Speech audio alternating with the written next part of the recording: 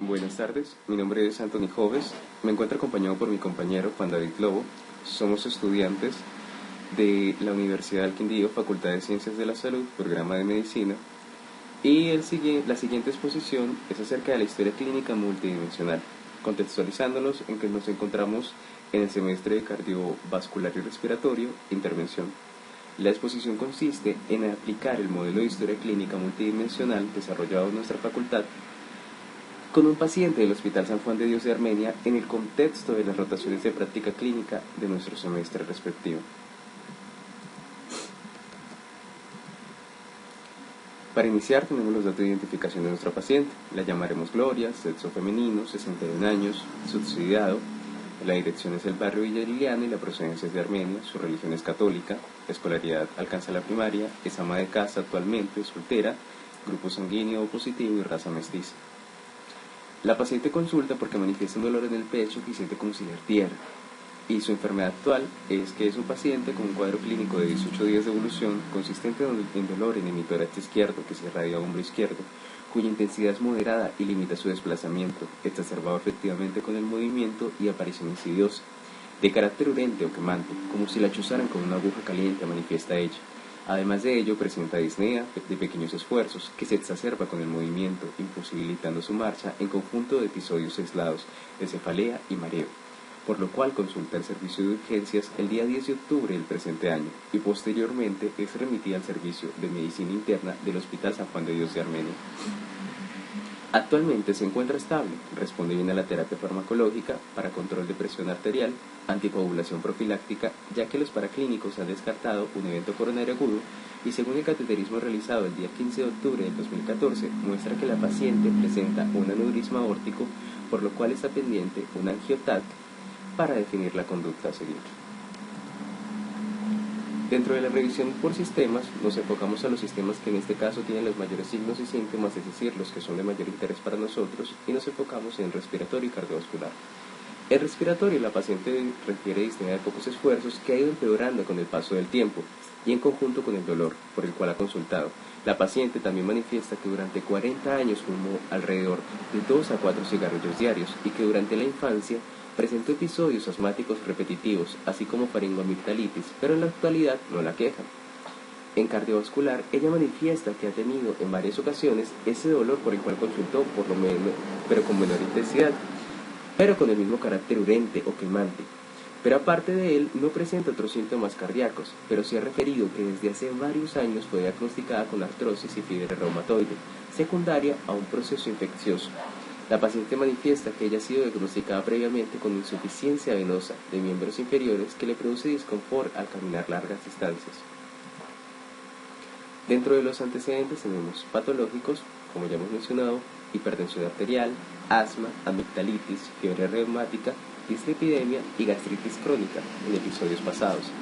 Dentro de los quirúrgicos tiene una cirugía de túnel del carpo, cirugía de rodilla, una colecistectomía y una tonsilectomía.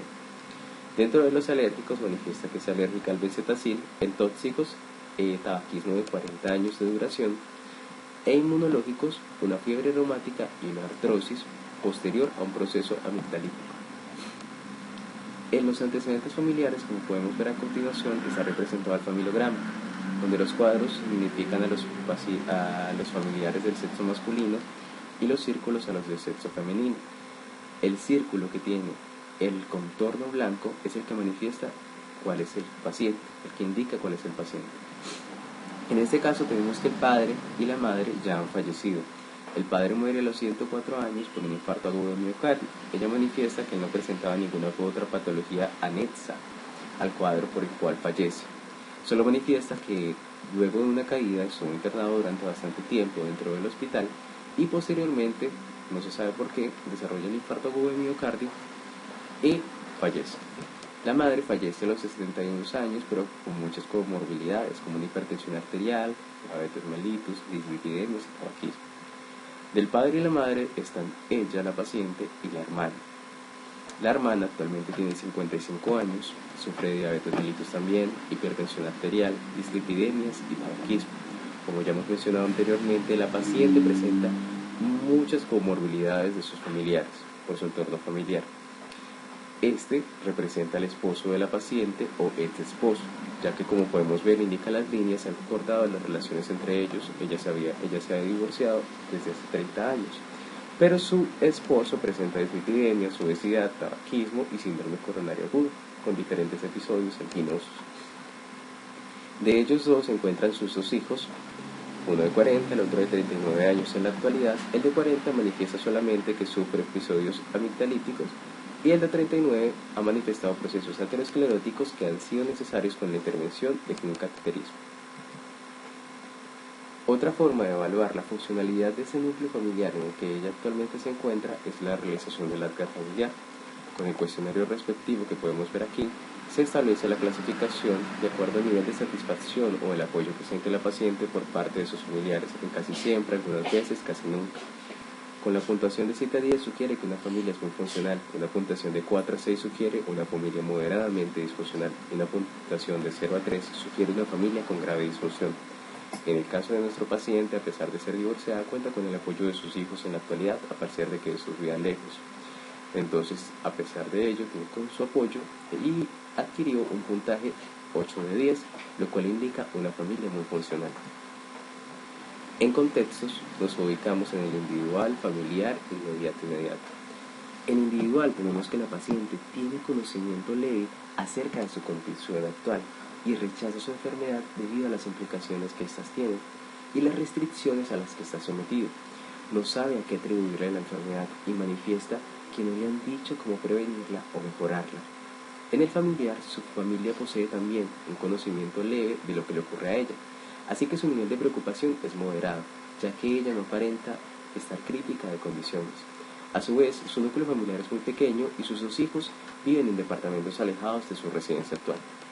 En el contexto inmediato tenemos que la paciente tiene una buena relación con su familia pese a la distancia, y su compañía consta principalmente de su hermana Marlene. Con sus vecinos dice no tener ningún tipo de problemas y actualmente económicamente sostenida por sus dos hijos. Está afiliada a Seguridad Social en el régimen subsidiado y la entidad prestadora del servicio es ASME Salud. En el inmediato tenemos que es una paciente que cuenta con buenas comodidades básicas, una residencia establecida de estrato 3 en el barrio Villa Liliana de Armenia, no cuenta con factores estresantes económicamente como podemos observarlo a grandes rasgos, ya que cuenta con el apoyo económico de sus hijos.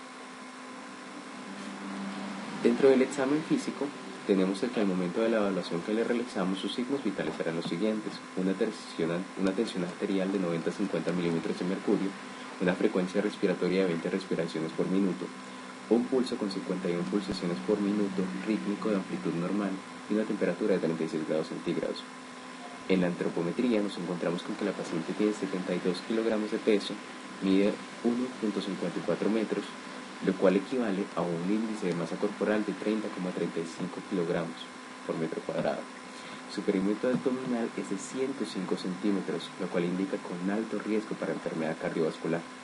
Y su estado general la podemos ver en buenas condiciones generales, con fases compuestas, consciente, alerta, orientada en tiempo y espacio y persona, colaborador y en decúbito sentado, bien hidratada.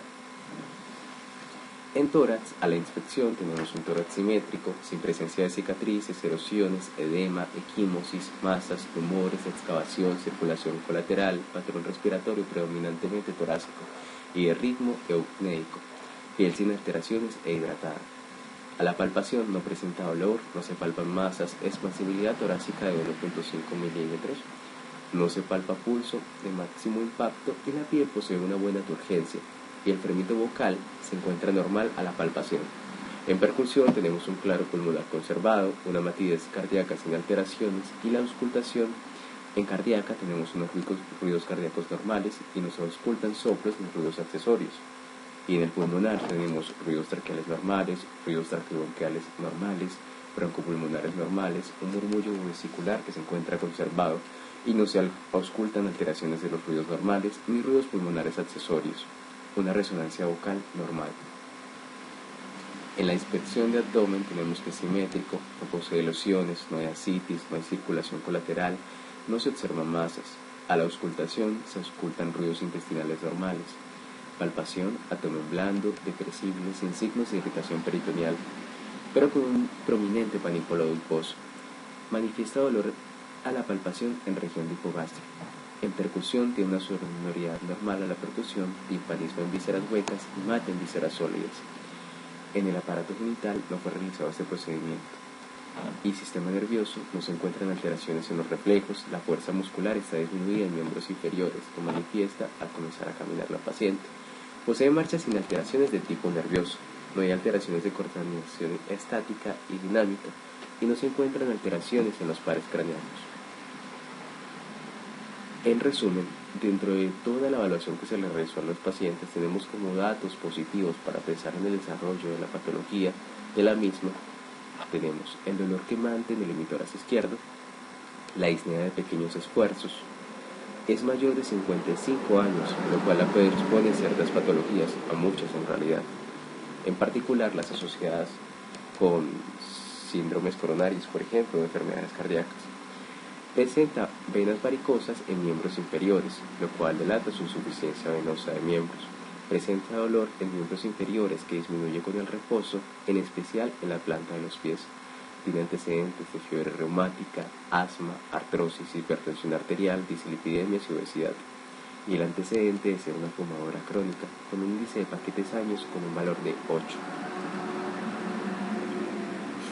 Así que, desarrollando todo lo que conocemos en un perfil cronológico y temporal de la secuencia de la vida de la paciente, tenemos que nace en 1953 en la ciudad de Armenia. En su infancia vivió con sus padres y sus hermanos durante toda su infancia. En su juventud y adultez temprana inicia el consumo del cigarrillo alrededor de los 15 años y lo siguió haciendo durante otros 40 años. Un par de años luego contrae matrimonio, dando a luz a sus 2 hijos, y se separa en 1984, hace 30 años, de su esposo, empezando a laborar como secretaria y como niñera. En la adultez media deja de trabajar y se dedica a labores del hogar, viviendo sola con el sustento económico que le proveen sus hijos. Hace un año ha percibido un deterioro de su salud, que ha ido en aumento, afectando actividades cotidianas debido tanto a los cuadros de dolor torácico y articular como a la disnea progresiva. Y en la actualidad, como ya hemos dicho, presenta un cuadro de dolor precordial que la lleva a consultar a los servicios de salud del Hospital San Juan de Dios de Armenia, Quindío, donde es diagnosticada con un aneurisma aórtico y está a la espera de ciertas pruebas para determinar la conducta a seguir. Ya dentro de los demás diagnósticos y los paraclínicos se encargará mi compañero Lowe. Gracias por la atención.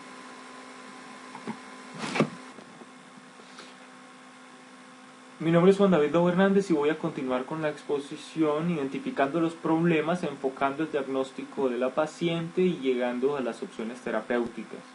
La paciente en sus problemas tiene un síndrome de dolor torácico. Ese dolor torácico nos puede llevar a 4 posibles causas que debemos analizar en ella según epidemiología y urgencia, porque son las que hay que ir descartando. Pulmonarmente, pues hablando de pulmonar, tenemos pleuritis y derrame pleural. Osteomuscularmente, osteocondritis y fracturas costales. Esofágico, gastroenteritis, esofagitis por reflujo y espasmo esofágico. Y cardíaco, angina inestable, infarto agudo del miocardio y angina estable. Disnea, pulmonar y cardíaca. La paciente tiene manifestación de disnea de pequeños esfuerzos, lo cual nos puede hacer pensar en epoquiasma, enfocándolo pulmonarmente, o cardíaco en insuficiencia cardíaca e infarto agudo de miocardio. ¿Cómo podríamos diferenciar estas disneas? Con presencia de péptido natriurético y ortopnea, por ejemplo, para un paciente con disnea cardíaca. Vamos a la insuficiencia venosa de la paciente y también hay que descartar un par de cosas, que la insuficiencia venosa venga por embarazo, antecedentes familiares, traumatismos, cirugías o coágulos. Y vemos un factor que la paciente manifiesta como signo, que es la obesidad, según su índice de masa corporal. Significa que ya tenemos una idea de dónde puede venir el problema.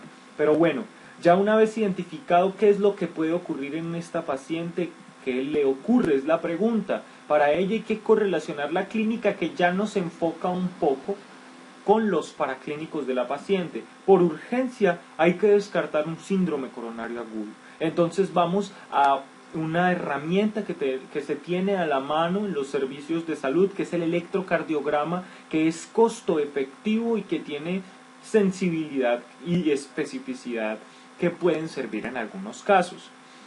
Sabemos que para confirmar un síndrome coronario o un infarto agudo al miocardio es con enzimas cardíacas, pero en la evaluación inicial del paciente con dolor precordial debe haber un electrocardiograma. Entonces vamos a revisar cómo está el electrocardiograma de esta paciente. Para ello vamos a hacernos unas preguntas. ¿La onda P está presente? Vemos que la onda P se encuentra en este electrocardiograma y de allí ya podemos empezar a descartar algunas patologías como por ejemplo arritmias tipo flutter atrial, fibrilación atrial, fibriloflutter atrial y estas patologías auriculares puras sean manifiestas en el electrocardiograma. Vamos a continuar con otra pregunta. ¿Cómo está el PR? El PR podemos ver, vamos a la diapositiva anterior.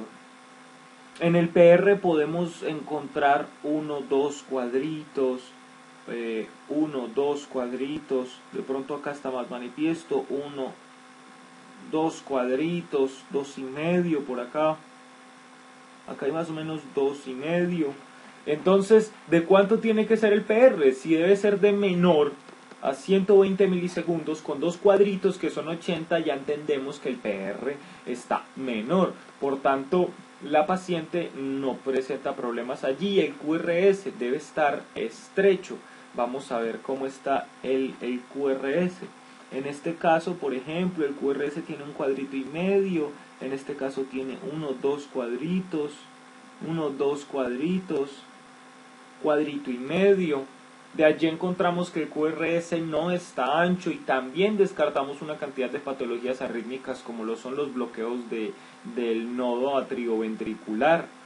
Encontramos en el electrocardiograma en un balance general que la paciente no está presentando alteraciones en el electrocardiograma muy significativas y encontramos entonces, de hecho no presenta alteraciones significativas, por tanto encontramos un ritmo sinusal como reporte. Pero venga, la paciente llegó porque tenía un síndrome de dolor torácico. ¿Cómo vamos a enfocar que no sea un infarto? Se miden troponinas y en el reporte se encuentran troponinas menores a 0.01. De allí que encontramos entonces, no hay infarto. Si no hay infarto, hay que mirar que la paciente, por ejemplo, no tenga una angina inestable. Puede ser una angina inestable que le haya aparecido a la paciente o que tenga, por ejemplo, compromiso hemodinámico con alguna alteración de tipo estructural cardíaco.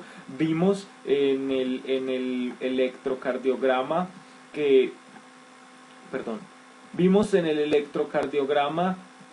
que no hay signos, por ejemplo, de crecimiento de cavidades. Vamos a ver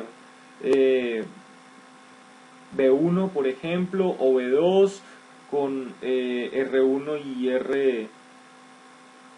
R2 y no encontramos mayor alteración, por ejemplo, para uno medir en un zócalo para ver si hay alteraciones en hipertrofia de ventrículo izquierdo y no lo encontramos en esta paciente. Entonces hay que enfocar el diagnóstico por otro lado. ¿Por dónde lo enfocaron? Le hicieron una arteriografía coronaria a la paciente, encontraron que las arterias no tenían lesiones significativas, que el ventrículo izquierdo tenía tamaño normal y función sistólica conservada, pero se dieron cuenta de una dilatación aneurismática de la aorta ascendente de 47 milímetros de diámetro con válvula aórtica trivalva sin insuficiencia.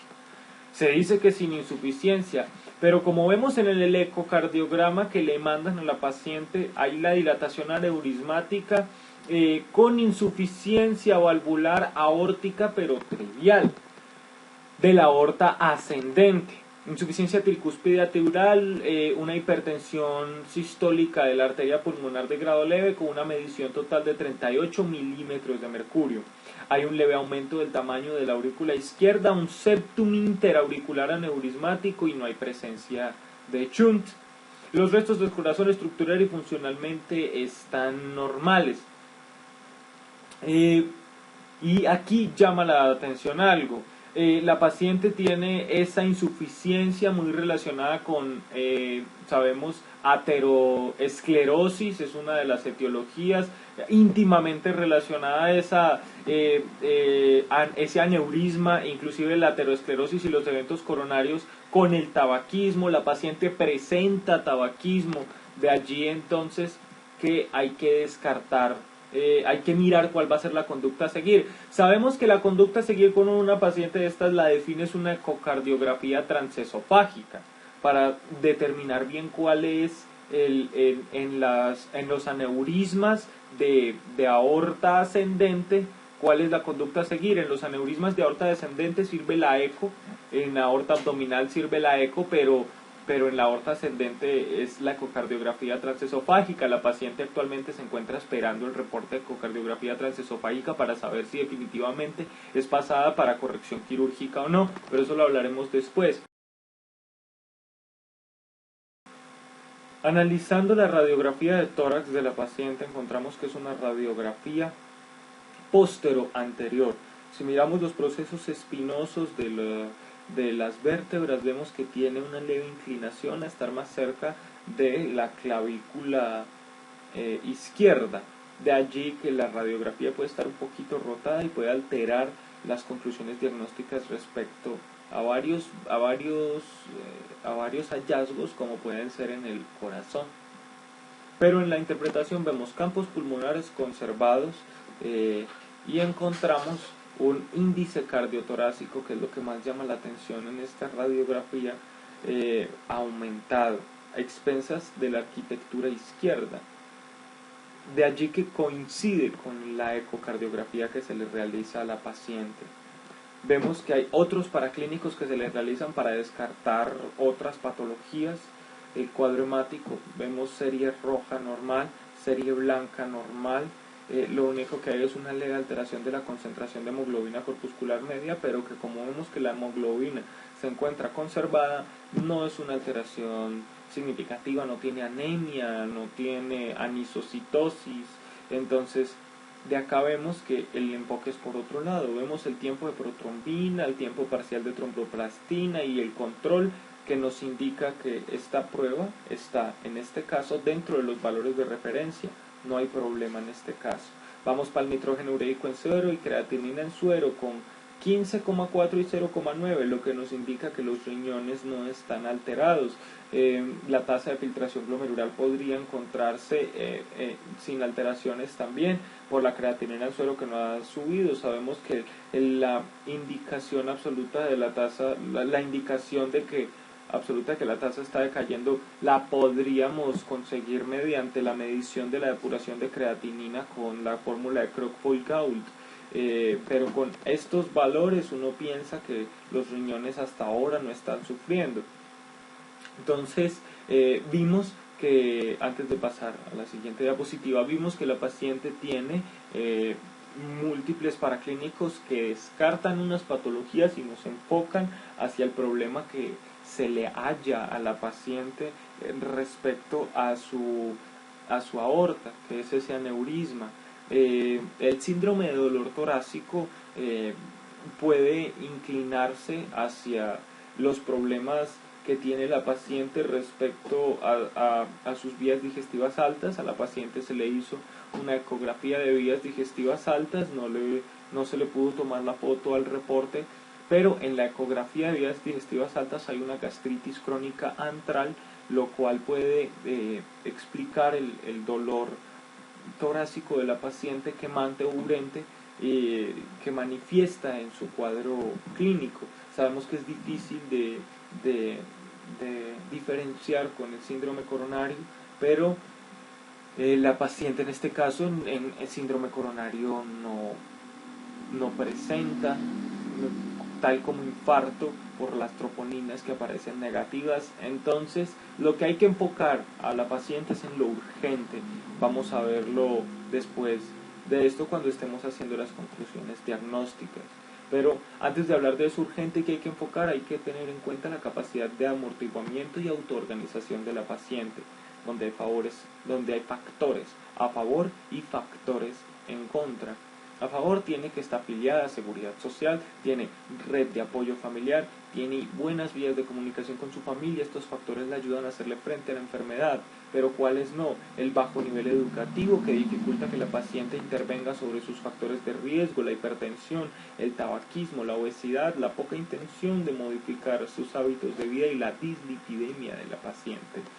Sabemos la relación que hay entre hipertensión y aneurisma, que es una relación bastante mala porque la hipertensión puede ser desencadenante de un aneurisma disecado de aorta.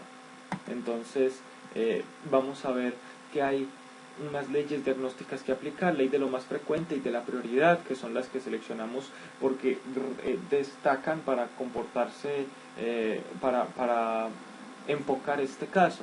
La paciente presenta dolor urgente o quemante de inicio insidioso en el hemitórax izquierdo de intensidad 7 de 10.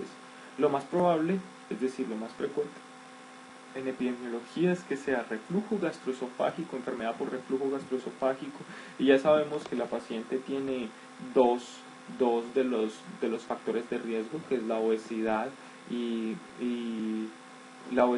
el hecho pues de ser femenino. Hay predilección de género femenino por la enfermedad por reflujo gastroesofágico o un síndrome coronario agudo que ya fue descartado.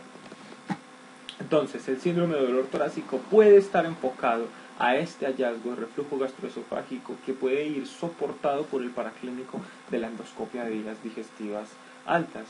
Y la ley de la prioridad, según el dolor anterior, lo que más urgencia y peligro para esta paciente es un síndrome coronario agudo que ha de ser descartado por electro en forma definitiva por enzimas cardíacas. Según la ley de la prioridad, que ya se descarta con anterioridad, según vimos en los paraclínicos, síndrome coronario agudo, hay que ponerse en otra prioridad, y es que según la enfermedad de base de hipertensión arterial de la paciente, tenemos un riesgo alto de disección de su aneurisma, de disección aneurismática. De allí que entonces podemos decir que hay unas conclusiones diagnósticas que nos llevan a sindromáticas con síndrome de dolor torácico, topográficas, que es la localización, aorta torácica, etiológicas, plata ateromatosa, hipertensión arterial y tabaquismo. Esas son los diagnósticos etiológicos que puede tener esta paciente para su síndrome, para su aneurisma de aorta torácica. Y encontramos el diagnóstico específico, que es aneurisma de aorta ascendente. Ese es el diagnóstico para el cuadro clínico con que entra la paciente. Aquí se podría también poner el reporte de conclusión diagnóstica, es que la paciente llega con un dolor agudo de enfermedad por reflujo gastroesofágico. La paciente en el momento se encuentra recibiendo omeprazol para el control de su enfermedad por reflujo gastroesofágico, pero según la ley de la prioridad en los enfoques diagnósticos hay que ponerle cuidado al hallazgo de aneurisma de aorta ascendente. Entonces, plan de gestión multidimensional. Lo primero que hay que hacer es educar a la paciente respecto a esta entidad que la aqueja. Debe tener en cuenta tres cosas importantes, debe entender tres cosas importantes después de que uno hable con ella. Cómo intervenir en sus factores de riesgo modificables, como el tabaquismo, la obesidad y otros que tiene ella, como el sedentarismo, que son factores de riesgo cardiovasculares. La importancia del control de su tensión arterial.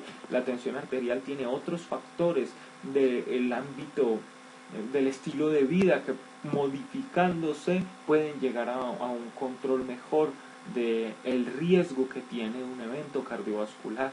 Y la importancia de la afinidad del tratamiento médico en cuanto a lo farmacológico y a lo no farmacológico. Teniendo en cuenta entonces este enfoque, hay que ver lo primero, que es la enfermedad de base, la hipertensión arterial de esta paciente. Primero hay que ver cuál es la intervención terapéutica no farmacológica en la paciente. Entonces vemos ejercicio, dieta, tabaquismo y alcoholismo. La recomendación de las guías europeas para el tratamiento de la hipertensión dicen que la paciente debe hacer un ejercicio de 30 minutos al día por como mínimo 5 días, ojalá fueran 7 días a la semana. Esto le va a ayudar a reducir su peso y a muchos otros factores para el control de su diabetes, de su hipertensión arterial. La dieta, por ejemplo, debe ser de 5, hay muchas cosas que hay que modificar.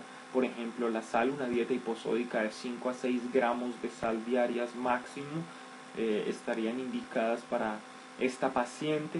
Vemos el tabaquismo, la recomendación es que la paciente deje el tabaquismo después de entender estos factores de riesgo, y el alcoholismo no se recomienda en la guía más de 20 a 30 gramos de etanol de consumo por día en una paciente como esta, es decir, 2 deditos de vino le pueden servir a la paciente, pero 2 deditos en una copa de vino máximo, pero que no se exceda de allí. En el tratamiento farmacológico vemos que hay múltiples fármacos con evidencia 1A para el control de la hipertensión arterial y que se mencionan en la guía para el tratamiento de la tensión arterial. La paciente en este momento no tiene problemas renales para uno pensar, por ejemplo, para uno ir pensando en cuál debo escoger. No tiene alteraciones renales y no tiene alguna situación pues que contraindique alguno de los fármacos absolutamente. Por ejemplo, vemos que la paciente tiene una comorbilidad muy relacionada con la hipertensión arterial, como lo es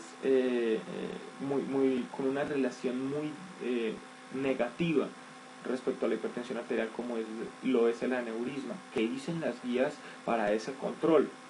Las guías presentan algunas situaciones específicas en donde hay que controlar la presión arterial con algunos fármacos, y para el aneurisma de aorta seleccionan el beta bloqueador, que vemos que dentro de los beta bloqueadores la paciente presenta una de las contraindicaciones absolutas de los beta bloqueadores, como lo es el asma.